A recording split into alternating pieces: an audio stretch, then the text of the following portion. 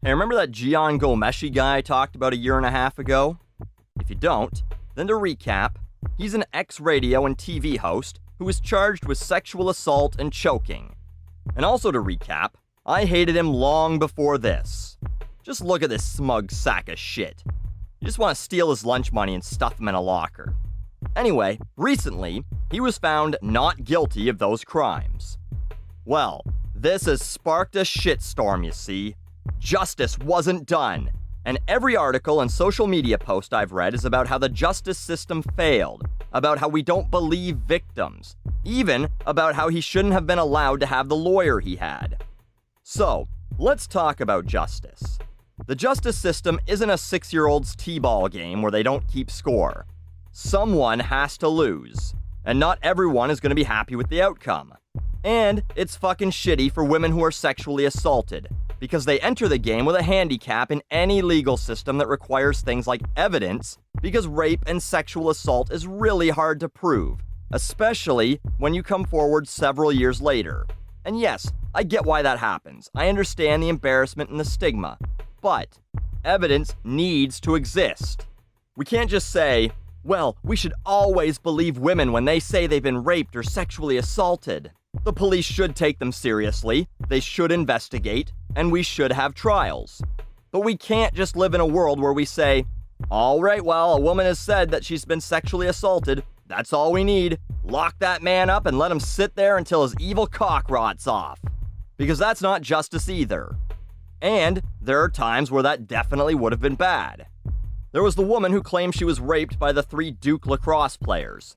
The district attorney in the case was actually disbarred and jailed for trying to withhold evidence that proved their innocence. Not sex-related, but there was a recent incident in which 3 black women claimed a bus full of white people tried to assault them and called them racist names. After a rally in their honor and a bunch of outrage towards Whitey, including a tweet from Hillary Clinton about the whole ordeal, the evidence was released, showing that they were the ones assaulting passengers on the bus. And the only thing even close to racism was said by one of the black women, who called another passenger a white bitch. So this hashtag of I believe survivors showed up during the trial and really gained traction the day the verdict was read. And although I get it, and I get that the 2 instances I referenced are the exceptions rather than the rule, you can't just fucking take everyone at their word. That's why there needs to be a trial. And during the trial, Ghomeshi's lawyer, Marie Henein, referred to as Hannibal Lecter by some for how cold and vicious she is, by the way, discredited the alleged victims. Charlie Angus, a member of parliament, said that a woman who remembers being beaten is not considered credible because she didn't know the make of his car. There's a little more to it than that, Charlie, and you know it. Henein produced an email from the woman who accused Ghomeshi of choking her, which said she wanted to fuck Ghomeshi's brains out, and then a handwritten love note that said, I love your hands. All of these correspondences taking place after the alleged choking incident. Another woman has told police and claimed under oath that she had no further contact with Ghomeshi after she was assaulted. Henein then brought out an email that the woman sent 6 months later saying, hope all is well, and included a picture of herself in a bikini. That is why they were discredited.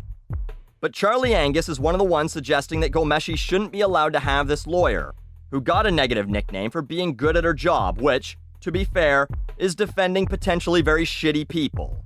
And fine if you believe this, but then you should believe that all people should not have the right to their choice of an attorney. Or maybe they shouldn't be allowed to have an attorney at all, which I'm also totally fine with. Just the accused and the victim in court having to explain their sides like it's Judge Judy, but instead of fighting over who actually bought the PS4, it's who raped someone? It seems fair, I guess, although it's gonna be really shitty for murder cases. Dead bodies make fucking terrible plaintiffs. And by the way, it should be noted that Jian Ghomeshi was never accused of rape. He was accused of choking, as well as punching during consensual sex or sexual encounters. And in fact, he had even already admitted into being into that kind of shit. I talked about that in the last video. What was always on trial was whether or not they were into it as well. But for some, it never mattered what the courts had to say. Emotion had already determined that Ghomeshi was guilty.